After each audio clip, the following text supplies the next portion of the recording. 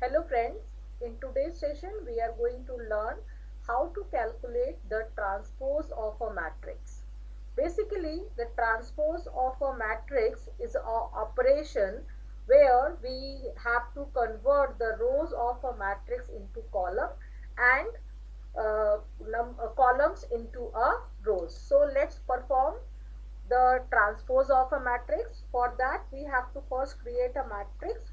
So I create a one matrix having 2 rows and 3 columns. For that I have to use the method matrix.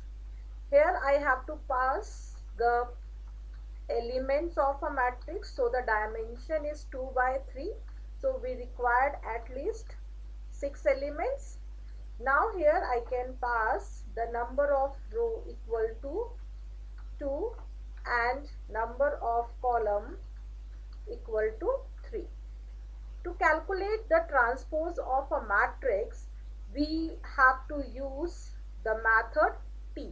So I take a new matrix variable where I want to store the transpose of a matrix. So I use a method T that is used to transpose matrix and pass my original matrix. Now let's print the new matrix. Now if I run this code,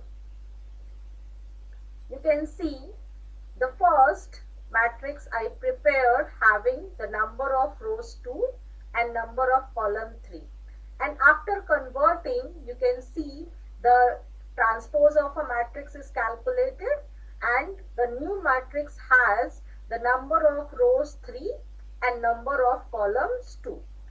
We can also print it with the using method dimension. So dimension is a use to calculate the dimension of a matrix. So if I pass here new matrix, you can see that the dimension of a new matrix is 3 by 2.